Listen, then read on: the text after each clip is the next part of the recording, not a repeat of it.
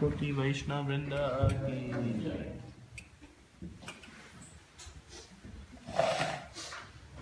ओम नमो भगवते वासुदेवाय। ओम नमो भगवते वासुदेवाय। ओम नमो भगवते वासुदेवाय। ओम नमो भगवते वासुदेवाय। ओम नमो भगवते वासुदेवाय। ओम नमो भगवते वासुदेवाय। ओम अज्ञानतिमिरान्धस्य ज्ञानाञ्जनशलाकया चक्षुरुन्मीलितं येन तस्मै श्रीगुरवे नमः। श्रीचैतन्यमनोभीष्टं स्थापितं येन भूतले स्वयं रूप कदा मह्यं ददाति स्वापदान्तिकम्। वन्देऽहं श्रीगुरो श्रीयुतपदकमलं श्रीगुरून् वैष्णवांश्च श्रीरूपं साग्रजातं सगना रघुनाथान्वितं तं सजीवं साद्वैतं सावधूतं परिजनसहितं कृष्ण चैतन्यदेवं श्रीराधा कृष्ण पदान् सगना ललिता श्रीविशाखान्वितांश्च। हे कृष्णा करुणा सिन्धो दीनबन्धो जगत्पते गोपेशा गोपिका कान्त राधा कान्त नमोस्तुते। तप्त काञ्चन गौराङ्गी राधे वृन्दावनेश्वरी वृषभानुसुते देवी प्रणमामि हरिप्रिये।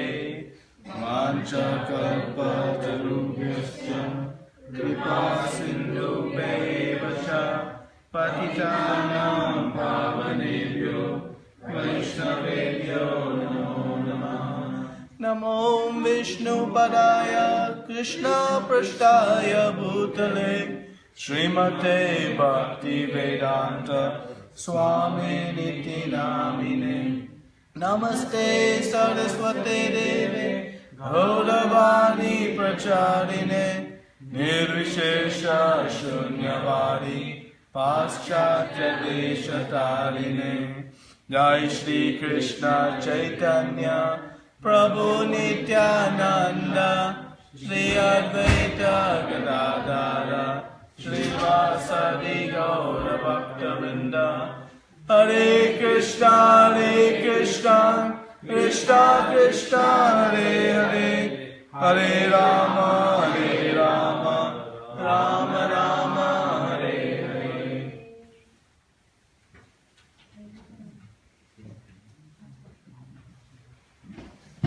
Hare Krishna. Hare Krishna.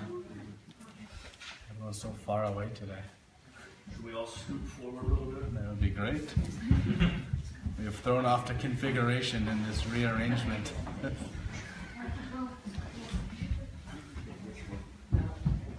So,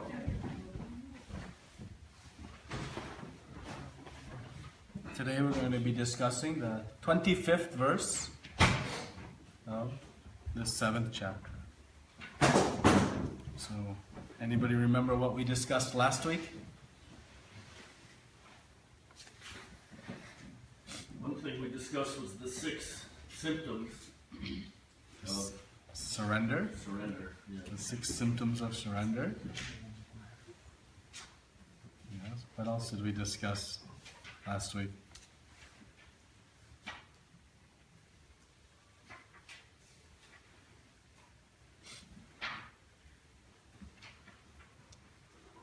How only men of small intelligence worship the demigods. And why is Krishna saying men of small intelligence worship the devatas? He's saying it because they give a smaller or a lower, lesser fruit. They give temporary benefits, and they give based on a transaction. They give depending on whatever actions we do. So, as we said, nobody goes to the doctor saying, "Doctor, please give me temporary relief from my sickness." We go to the doctor seeking permanent relief. Right? We want to get to the root cause of what our suffering is and get rid of that. That is why we go. So similarly, Krishna is saying, to approach the devatas, one gets limited results and temporary results. So if you remember, several verses prior, Krishna spoke about surrendering unto Him. By surrendering unto Him, one can overcome this divine energy of Krishna's. Right? He said, Devi Hesha Gunamayi Mama Maya Durataya. This divine energy of mine is difficult to overcome. But how can one easily get beyond it? If one surrenders to Krishna. So such a simple formula is given. But not everyone is ready to surrender to Krishna. So Krishna has been speaking about different persons who don't surrender to anyone, the 4 types of miscreants. And then he talked about the 4 pious souls. And now he is speaking of those who surrender to someone other than him. So Krishna is saying that because Krishna is the source of everything, Bhoktaram Yagna Tapasam Sarvaloka Maheshwaram, He is the ultimate beneficiary of all tapa, of all yajna, of all austerity, all sacrifice. He is the ultimate beneficiary. So whatever we are worshipping, when we are worshipping the devatas, we are indirectly worshipping Krishna. So he is saying, ultimately he'll tell us, the wise will worship me directly. For that will yield a greater result, one that is eternal and unlimited. Okay? But we also must be very mindful as practicing devotees of the Supreme Personality of Godhead, that we maintain great understanding of who the devatas are and great respect for them. That these personalities are great servants of the Supreme Lord who have reached a very elevated position. So we should not become disrespectful in our understanding. Though Krishna is guiding us very clearly where to direct our surrender, our mood and consciousness should be of utmost and highest respect. Respect for their position as a servant of Krishna.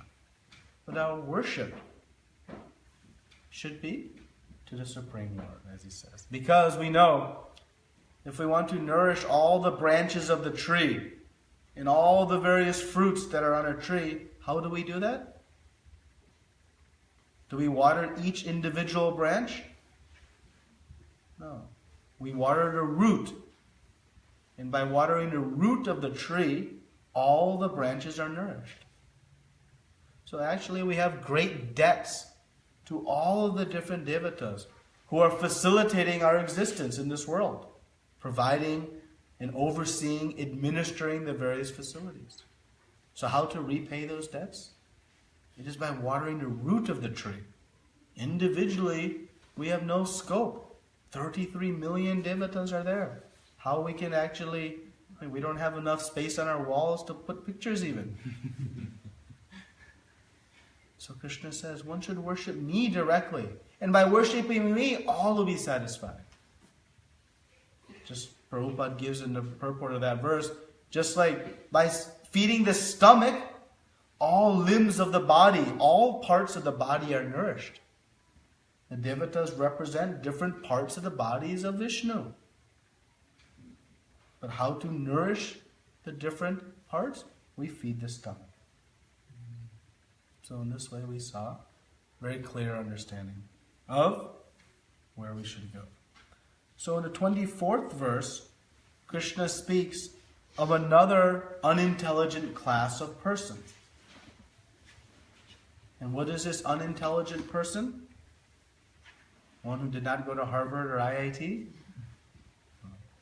says, unintelligent men who do not know me perfectly think that I, the Supreme Personality of Godhead, Krishna, was impersonal before and have now assumed this personality. Due to their small knowledge, they do not know my higher nature, which is imperishable and supreme.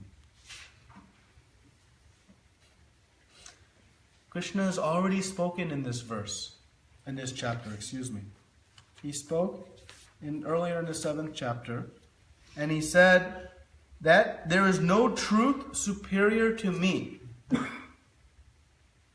That was in the 7th verse of this chapter, in explaining the pearls strung on a thread. So if Krishna is saying there is no truth superior than me, then certainly, what is the ultimate realization of Krishna? Him as a person. But there are those who concoct philosophy to suggest that Krishna's form is Maya. It's temporary. When he descends from the spiritual world, he assumes a form. That is what Krishna is saying here. Right? He was impersonal before and have now assumed this personality. And when Krishna goes back, he resumes his impersonal form. But Krishna, as I said, what is the ultimate truth? He says, me. How can anything impersonal suggest me? Krishna is giving very clear understanding. But those who are unintelligent partake in this type of philosophy. And it is born out of envy of Krishna. To suggest that the Supreme Lord has this impersonal ultimate feature, which facilitates one logic, which is that then we all can become God. You are God, I am God, everyone's God. We just merge into the Supreme Lord. Well, that's convenient, maybe attractive to some, but it is fully bogus and completely unsubstantiated by Scripture, by what Krishna says, by what other personalities say. Lord Brahma, the Creator, he says, Ishvara Parama Krishna, Sachidananda Vigraha, Anadir Adir Govinda, Sarva Karana Karanam. He says, Ishvara Parama, The ultimate controller, the supreme controller is Krishna. And he has a form, a vigraha, that is Sat, Chit, and Ananda. He is the source of everything. He is one who has no source. The ultimate source, Anadir Adir. Who is that Anadir Adir? Govinda. We all know who Govinda is.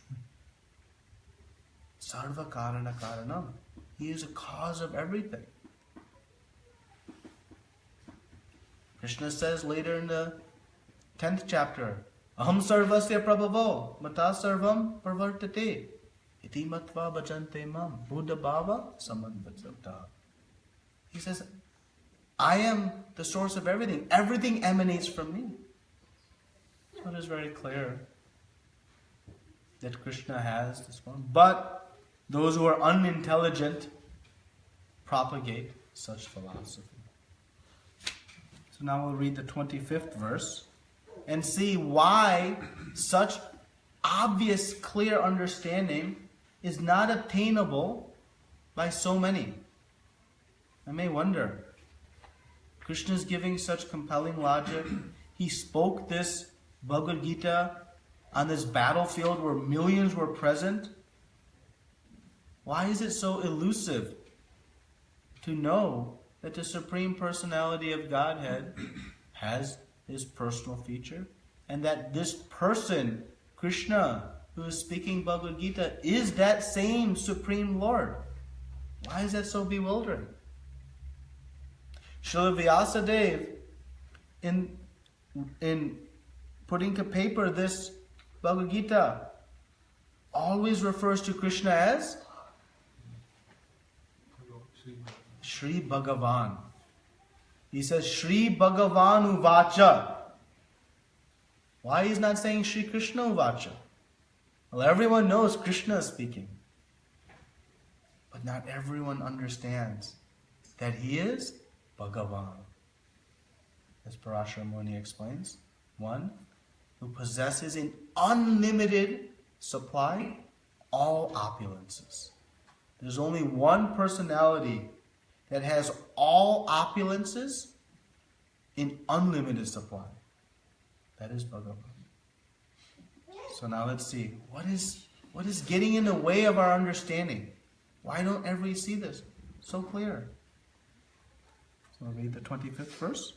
Naham prakasah sarvasyayoga-maya-samavrtahmudho nabhijanatiloko ajam avyayam.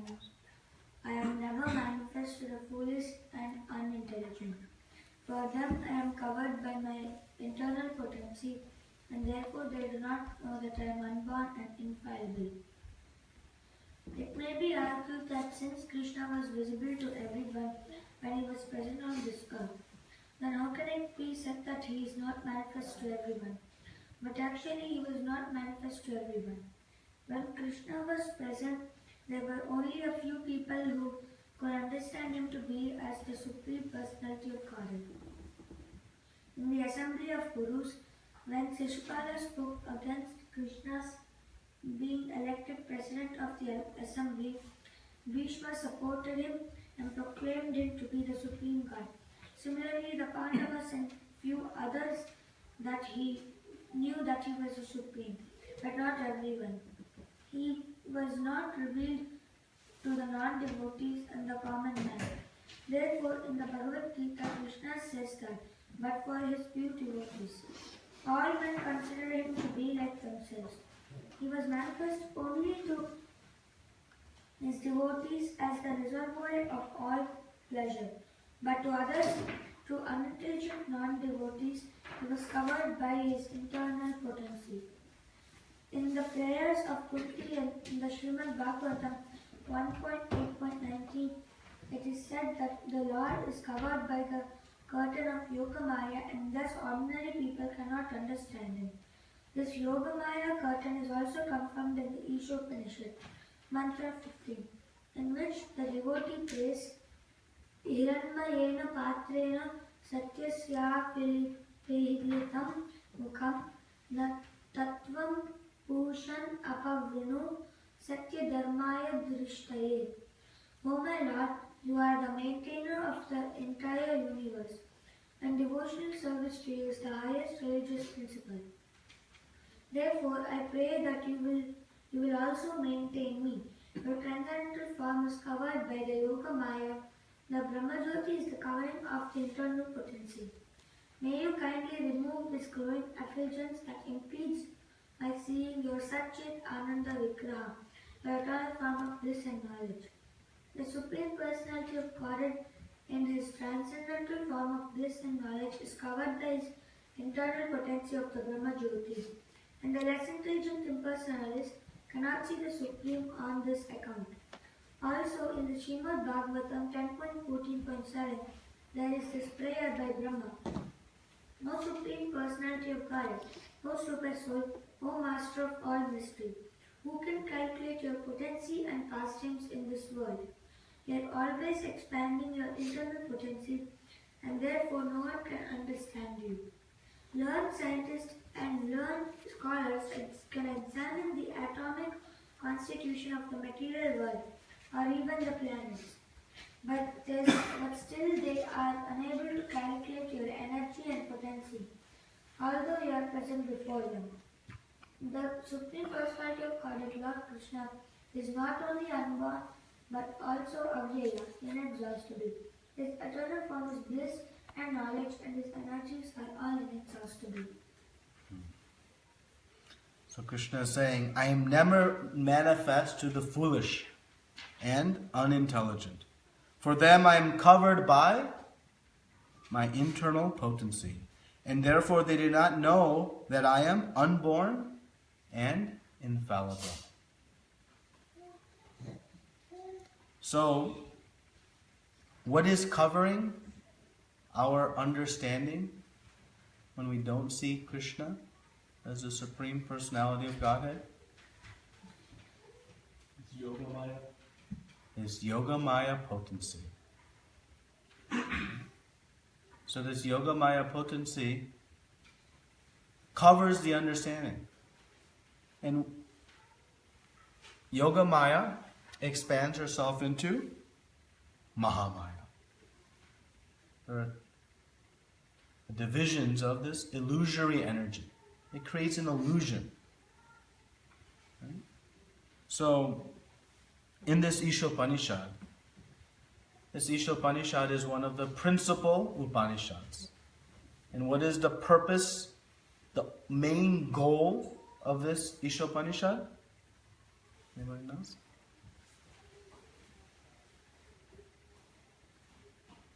The primary goal of this Ishopanishad is to establish Krishna as the Supreme Personality of Godhead.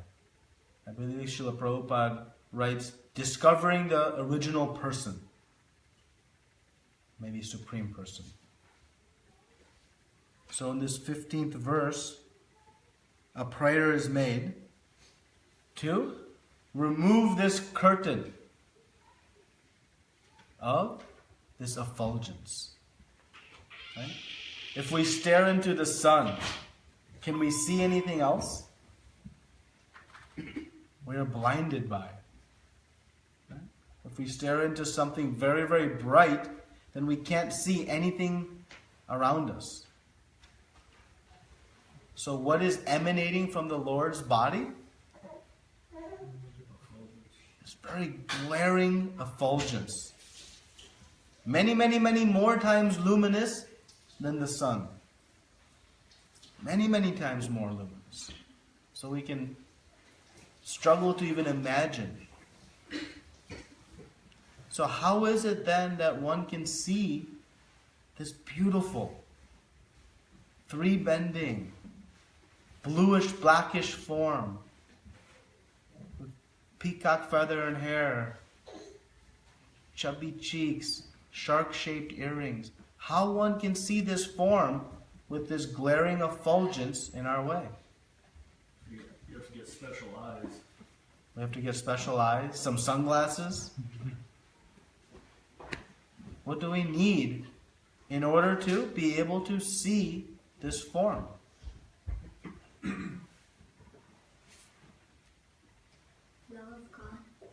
Love of God. And how do we obtain love of God? By bhakti. How do we obtain bhakti? ABCD. How do we obtain ABCD? Mercy. Of Krishna. By the mercy of Krishna. By the mercy of Krishna, He alone can open this curtain of this glaring of, so that we may have darshan. So the yoga maya is different from normal maya that materialists are. Yes. We'll speak of both yoga maya and mahamaya. Yeah, we'll do a little comparison and contrasting. So in this verse in Srimad Bhagavatam, Lord Brahma is saying, one can calculate the number of atoms that exist in this planet. Now, how difficult of a task is that? Difficult? Estimate. If you take a handful of sand, you cannot even count the number of grains of sand in your hand before you start losing track. It's impossible. So what to speak of counting the number of atoms that comprise this universe? It says that can be done, but trying to understand and calculate your energy and potency, not possible.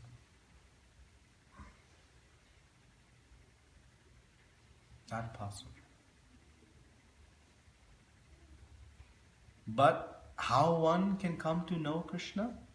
By the mercy of Krishna alone. And how one gets the mercy of Krishna? By mercy of Guru.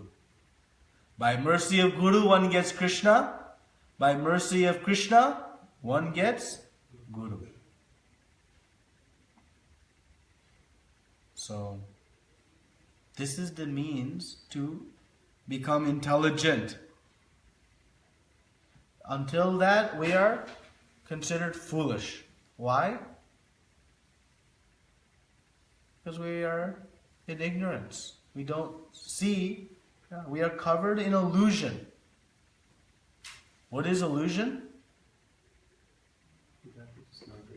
To believe something which is not real. To believe something which is not real. Maya. Some claim or want to think that Maya means false, falsity. That is partially correct. Prabhupada explains in this very nice way. That if one sees a rope and mistakes it for a snake, that is illusion. That is Maya. But the rope is not false. The rope is there. But the appearance of the rope as snake is false. That is illusion. Those who want to say, oh, this whole world is Maya, it is false. It's not false.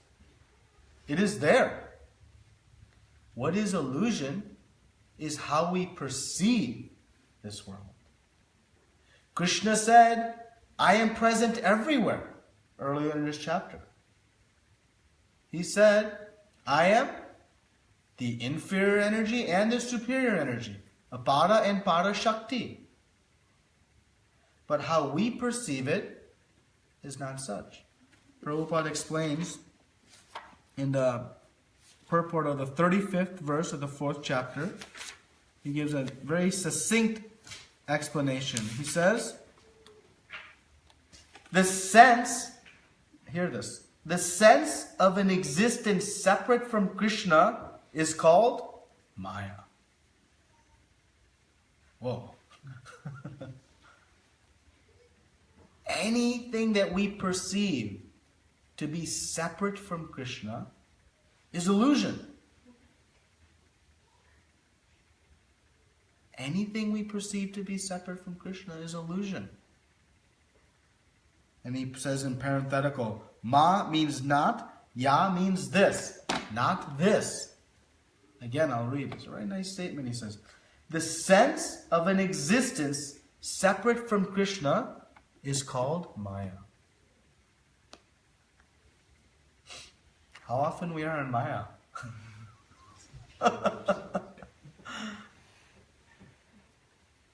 Any moment that we are perceiving something separate from the Krishna, the Supreme Lord, that is Maya. Maya means not this. It means illusion. It means we're mistaking a rope for a snake.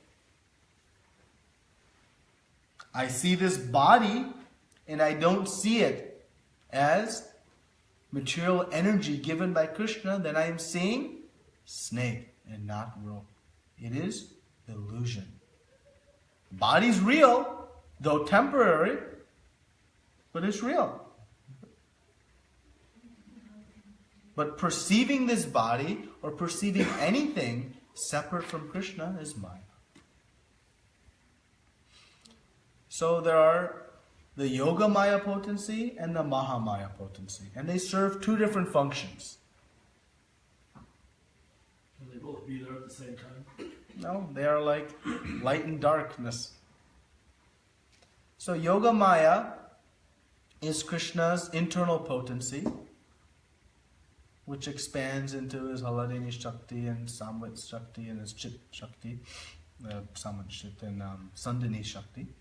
But this Yoga-maya is the energy, the illusory energy, that brings Krishna's devotees closer to him, that enriches the pastimes between Krishna and his devotees, that sweetens the rasa, intensifies the pastimes. How so? Well, Yoga-maya is arranging all the spiritual world. She is arranging all of the different activities. She covers the understanding. Mother Yashoda, when she is chasing Krishna with a stick, does she think he's the Supreme Personality of Godhead? No, she's experiencing the real motherly feeling.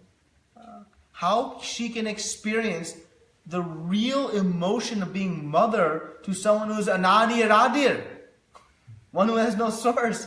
How? Only if Yoga-maya covers her understanding. So, the pure devotee is also put into a type of illusion, but that illusion intensifies the love between the devotee and Krishna. To experience a rasa, like running in the fields with Krishna, jumping in the caves and swimming in the rivers. If that is the Supreme Personality of Godhead, we'll just do dandavats. We'll not enjoy. But Krishna wants to enjoy this way. So he empowers his Yoga-maya potency to cover our understanding. Though deep down internally, no one forgets master, servant. Master, servant. And when one wants to forget Krishna, then what Krishna does? He enacts his Mahamaya potency. Mahamaya puts us into illusion also. But this illusion keeps us far away from Krishna. Yoga-maya brings us close. Mahamaya keeps us far. Based on whose decision? Ours. Who controls which maya will be under the influence of, ultimately? Our desire. It's our own desire. It's our choice. Now I understand why devotees have in Maya. It's Yoga-maya. Yes. So, Mahamaya, we'll speak on a little bit now. Her role is to keep us in illusion, seeing things separate from Krishna. How powerful is she? Powerful? If a magician is going to convince us that he has sawed somebody in half and separated them, he has to create a very strong illusion. Why? Because he is trying to convince us something has happened that hasn't really happened. Right? So if we want to see and perceive the world and see it independent of Krishna, then the illusion has to be so strong. Because we can never be independent of Krishna. To try to convince us of something that is not, the illusion has to be very strong, very robust, multifaceted. So this Mahamaya keeps us in this cycle of birth and death, constantly chasing sense gratification, trying to enjoy this material existence, seemingly separate from Krishna. Are we separate from Krishna? Ever? Even if we are trying to enjoy our senses? No. That is seeing the snake that is actually a rope.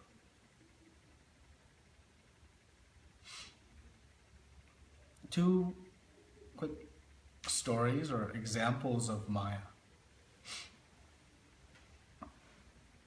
So, once Narada Muni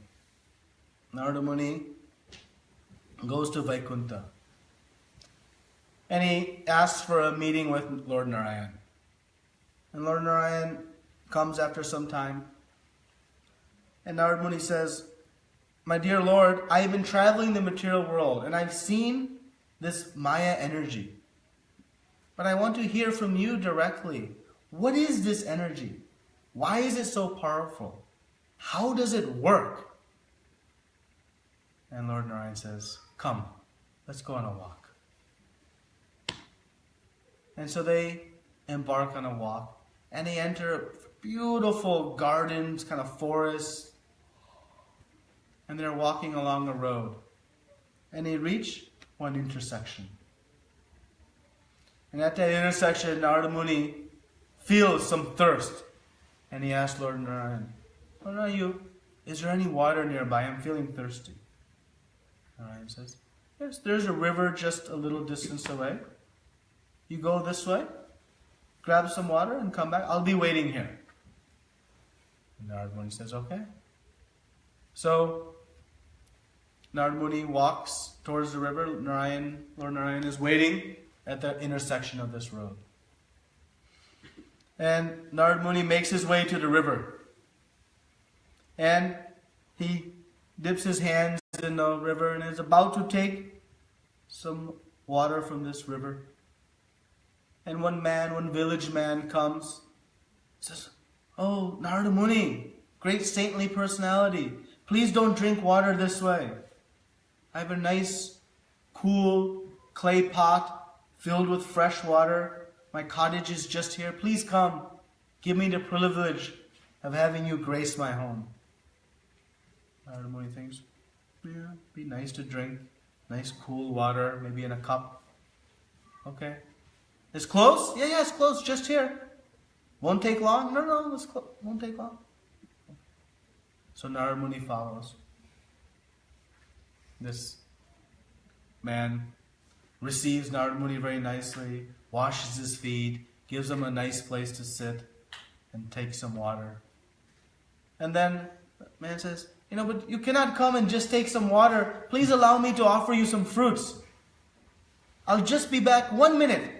I'll go to the forest and collect some fresh fruits. Then I'll give you some more water." Narada Muni, yeah, why not? Had some water, some fruits would be nice. Meanwhile, Lord Narayan is waiting at the intersection. And this man tells his daughter, "I'm going to get some fruits.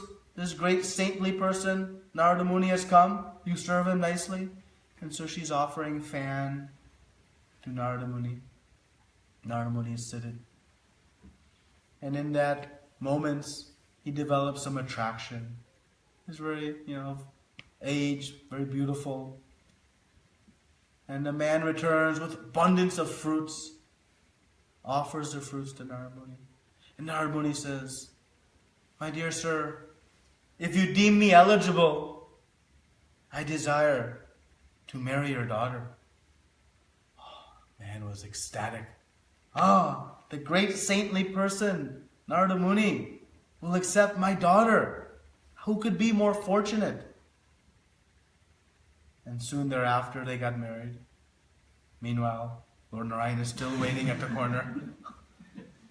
How long water takes? Narada Muni begins to work, plow the field, doing different activities, moved into the house now, living.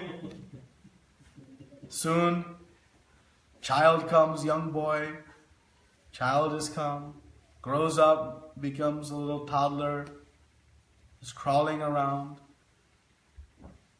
One day the boy crawls outside the house. Narada Muni and his wife are doing some work in the house, some housework. Meanwhile, Narayan is still standing in the corner waiting. And after some time, there's some commotion outside. And his wife says, "Narada Muni, please check what has happened. Maybe our son is in trouble."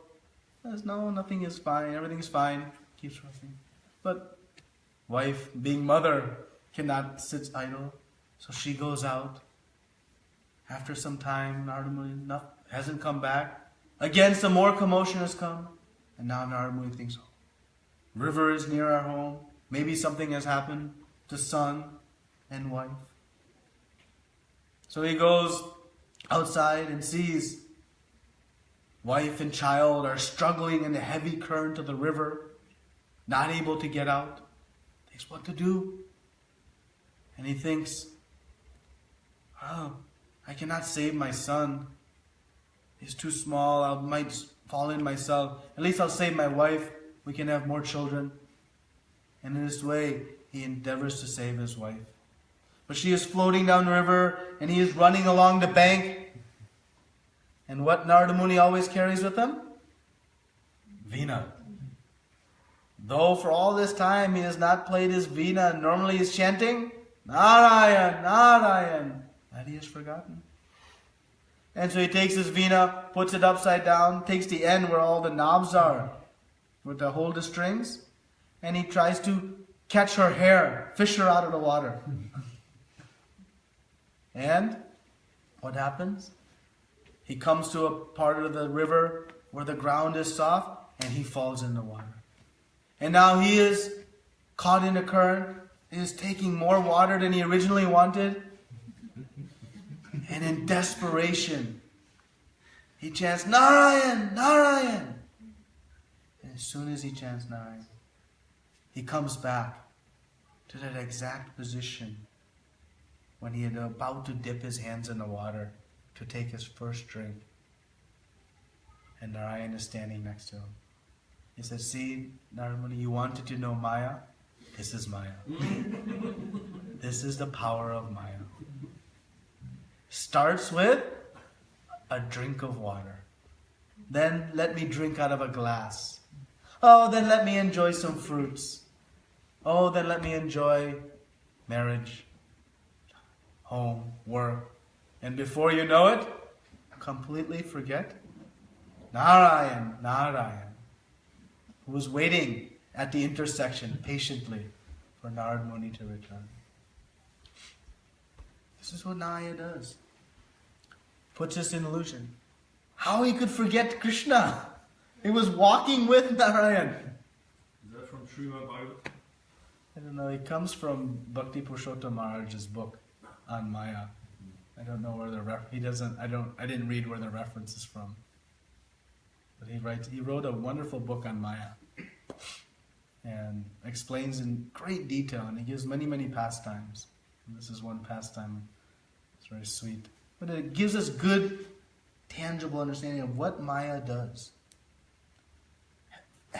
Helps us see in illusion separation from Krishna. And this is very dangerous for us. It's extremely foolish. I'll share one more pastime, one more story to help illustrate Maya. Because Maya sometimes we don't quite perceive, but we can perceive its effect. Its effect on us. The king of Maya is the snooze button. The alarm clock goes off and Maya starts speaking. You're tired. Take some rest. Snooze. Alarm goes off again. Maya speaks again. You have a long day coming in today. You be rested for the day. Snooze. Alarm goes off. Maya speaks again. It's just today. Tomorrow you'll get up. Anyone has had that conversation? We all have. It is Maya. She finds the smallest of opening and wedges her way in. Cup of water, 2, everything lost. So, this other story is once there was a very poor man, and he was extremely hungry. Extremely hungry. I think actually Maharaj told this last time he was here, maybe 2 times ago. He's extremely hungry. He's feeling stomach pains. His stomach is hurting so bad. And he's wandering here and there, trying to find relief. And he happens into a temple. And there he sees one pillar. And he embraces the pillar. And by pressing his stomach against the pillar, he's getting some relief, some small relief from his pain, his hunger pains. And he is crying out, "Oh, help me! I'm so hungry, help me!"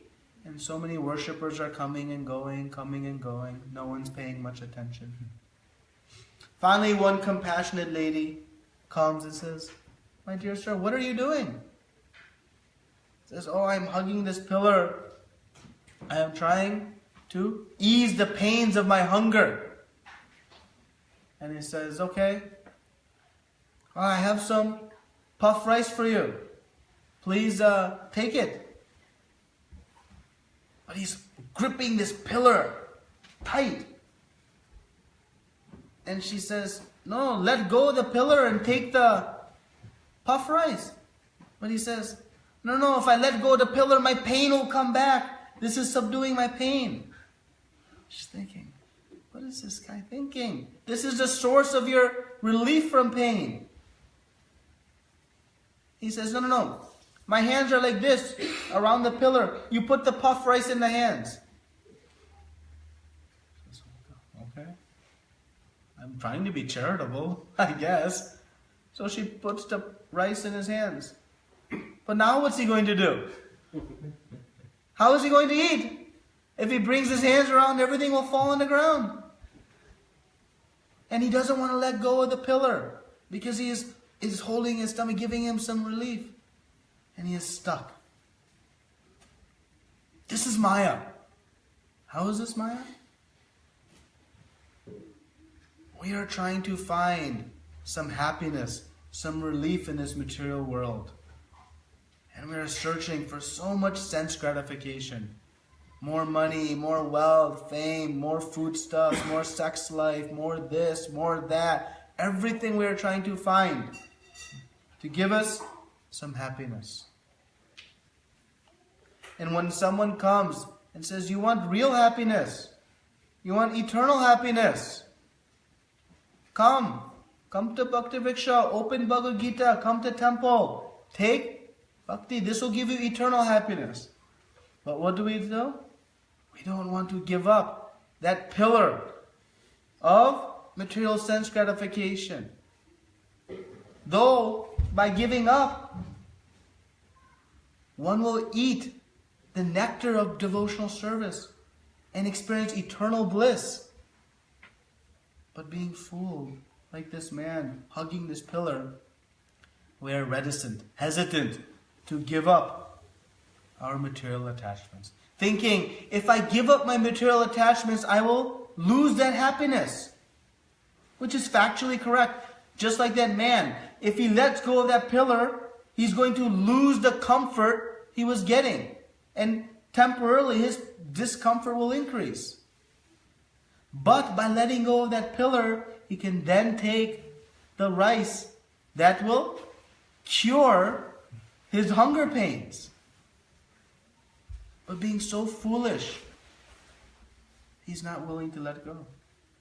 And similarly, Maya tricks us into illusion, thinking, don't let go of these material attachments because you'll lose that enjoyment. Not realizing that by letting go of those material attachments is like letting go of that pillar and taking to the supreme nectar. What can really give us happiness? It is only in relation to Krishna. If we try to enjoy separate from Krishna, that is Maya. It is illusion. It doesn't exist. How much happiness illusion can give us? It is only pure bhakti that can give one happiness.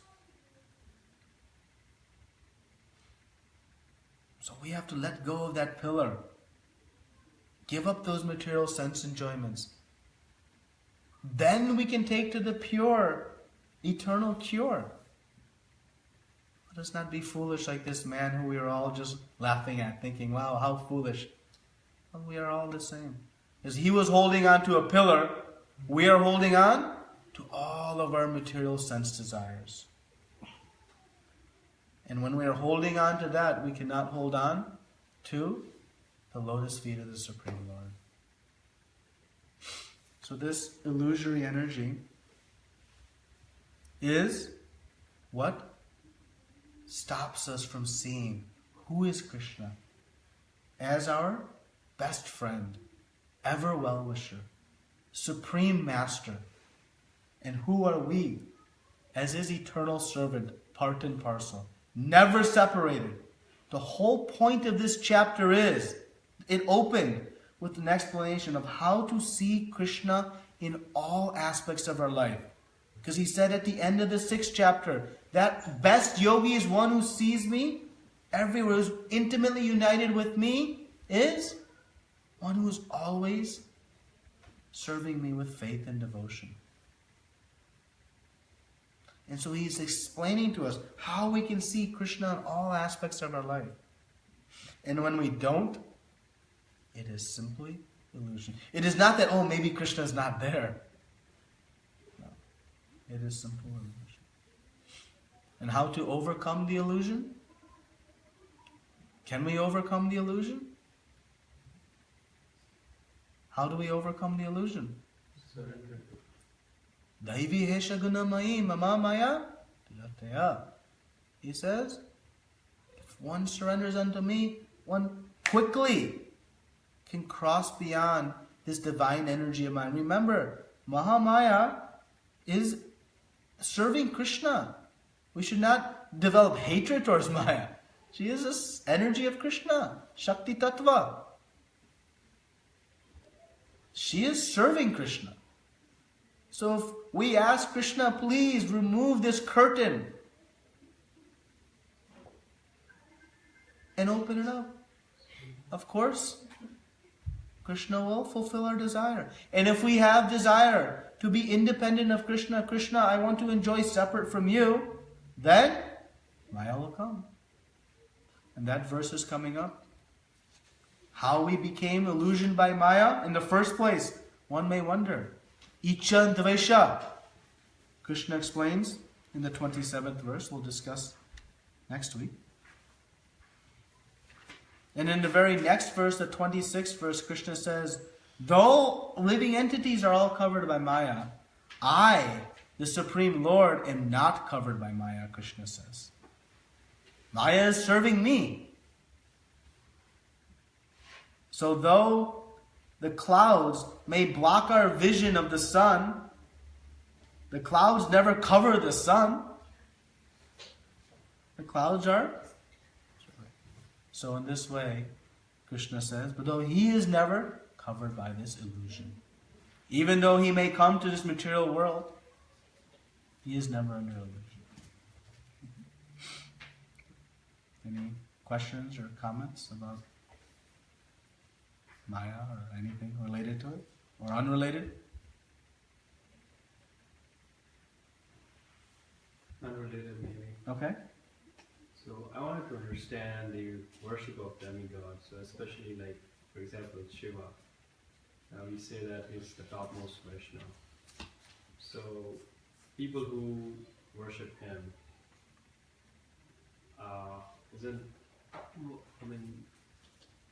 why would that not be considered as Vaishnava Seva? Well, it's what's the mood of our worship? Are we worshipping Shiva, Lord Shiva, because he is Ashutosh, easily pleased? So, by worshipping him, I can quickly achieve some wealth, some strength, power. Then it is a material boon. If I'm worshipping Lord Shiva as his position as Vaishnavam Yatha Shambhu, then I'll obtain the benefits of devotional service. So what is the mood of our worship? Right? Bharat Maharaj, he worshipped the demigods as servants of Krishna. And he obtained an eternal result. So what is the mood of our worship is important. So one can worship Lord Shiva out of respect for his position as a dear devotee of Krishna. Right? So our mood is very, very important.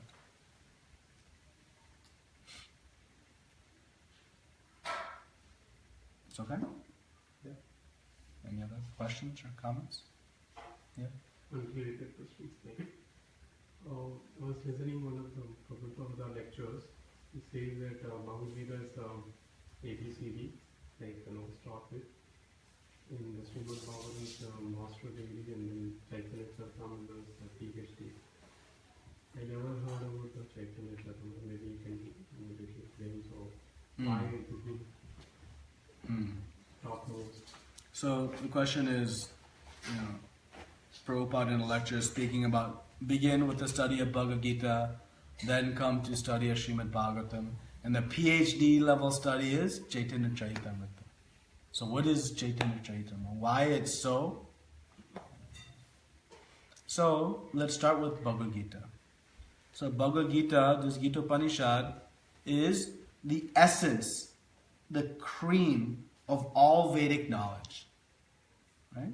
Lord Shiva has explained in his Gita Mahatmya that this Bhagavad Gita is like the essence, the milk coming from a cow. What is the essence of a cow? It is the milk. So the essence of all Vedic knowledge is condensed and contained within this Bhagavad Gita. And Srimad Bhagavatam is the Mahapurana. Right? Prabhupada explains in the introduction, it is the ripened fruit of Vedic knowledge. Right? So we know of a tree, what is the greatest aspect of the tree? It is the fruit. But not just a fruit, a ripened fruit, which is ready to take. So the Srimad Bhagavatam contains wonderful pastimes of the Lord. And Shukadev Goswami is explaining to Parikshit Maharaj the perfection of how to complete one's life. And Srila Vyasadeva compiled Srimad Bhagavatam after having compiled all the Vedas, all the Puranas, all the Upanishads. Yet, he was feeling unfulfilled, not satisfied. And what Narad Muni advised? Why? Because you have not yet spoken directly about Krishna. So now you write directly about the Supreme Personality of Godhead. Then you will find complete satisfaction. Until then, every experience will be incomplete. Because to experience something complete, you must approach the complete. There is only one complete personality in the entire existence. That is Krishna. Everyone else is dependent on that. So until Srila Vyasadeva wrote about Krishna directly, indirectly he had written, but directly. So this is the Srimad Bhagavatam. Now Chaitanya Charitamrita. Chaitanya Charitamrita is the ultimate nectar. It is pure bliss. when one reads Chaitanya Charitamrita. Because Chaitanya Mahaprabhu came. He came out of deep compassion. See, Krishna experienced the emotion that I have given all the instructions. Sarva dharmam prityaja mam ekam sharanam vraja. I said, you surrender unto me. Give up all varieties of religion. But none of us are ready to surrender. So Krishna spoke what to do, how to achieve the highest stage of Ananya Bhakti, pure devotional service. But he is lamenting that I spoke, but I did not show how to do. So he comes in the mood of Chaitanya Mahaprabhu. He comes as Chaitanya Mahaprabhu in the mood of a devotee. Who? Topmost devotee, Srimati Radharani. And by his actions, he is showing how to achieve the absolute perfection of life. How to achieve the highest realm of love of God, of Krishna Prema. So Chaitanya Charitamrita is a narration by Srila Krishnadas Kaviraj Goswami, who is writing about the very detailed and extremely intimate, secret, confidential pastimes of Chaitanya Mahaprabhu, which came from primarily the notebook from Swarup Damodar, who was personally serving Chaitanya Mahaprabhu, and from what he heard from Raghunath Das Goswami and other seniors, but primarily. So this Chaitanya Charitamrita contains the essence of all devotional life, which is how to awaken this pure love of God.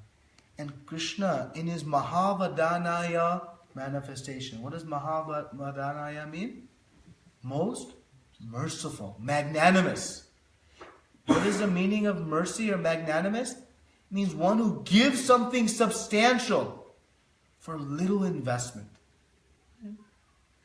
If someone is giving diamonds for a few dollars, that is very kind, merciful. Krishna is giving pure love of God with the simple process of chanting the holy names. So by studying this Chaitanya Charitamrita, one awakens this purest, highest form of love. And that is why it is the essence. But to understand, Srila Prabhupada is explaining that we should read Bhagavad Gita, Srimad Bhagavatam, and then come to Chaitanya Charitamrita. But some are so eager to read Chaitanya, they go straight. That's also fine. You can read. It is most bliss. How many of you have Chaitanya Charitamrita in your home? Wow. Wow. My humble request. Take it now. Bring it into your home. It is the most wonderful. Even if it just sits on your bookshelf, you will experience the bliss. At least take the plastic off.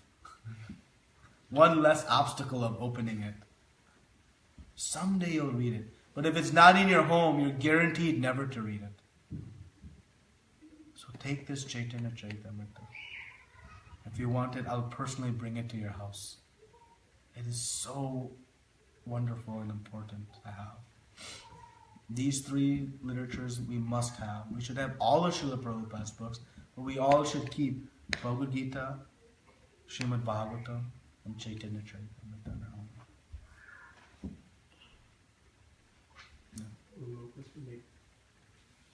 We are saying that Bhagavad Gita is the essence of all Vedas. How do we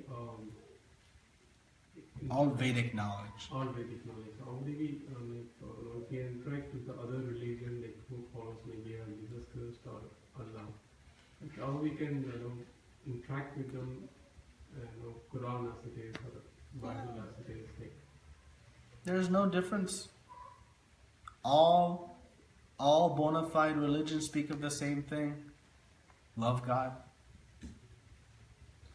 God is one, known by many names. He is known as Krishna, Allah, Jehovah, the Holy Father. God is one. He is known by many names. Just like there's one sun, there's not an American sun, a Chinese sun, a European sun, an Indian sun. Sun may be called sun, Sule, Sul, Sur. But sun is one. God is one. And there are different paths. Prabhupada once was asked by a reporter, are you here to convert everyone? He said, I am here to just remind all of you what you have forgotten, your love of God. And if you don't have a name of God, I'm giving you one. His name is Krishna. And if you have someone you're following, then take to it. But do it seriously. Do it attentively. Do it holistically. So one may follow these religions. So there's no difference. The only difference is in our own concoction. When one tries to interpret out of Shastra, out of Parampara, the understanding of the scriptures, then differences arise. We follow the four pillars, like no meat eating, no illicit sex, no gambling, no. How do we, make them understand? Like if it is Quran as it is or Bible as it is, like how do we make them understand that? Feed them prasad. Yeah. Well, you cannot make someone understand if they don't want to understand, first and foremost. If there is natural desire and inquisitiveness to know, then we can explain. Right? I mean, what's the first of the 10 commandments? Thou shalt not kill. Don't have to be any more clear than that. Right? So, the 4 dharmic principles of truthfulness, cleanliness, mercy, and austerity. These are universal principles that show great moral ethics. Anyone who can say they are truthful, they are merciful, they are clean in the mind and the body, and they are simple.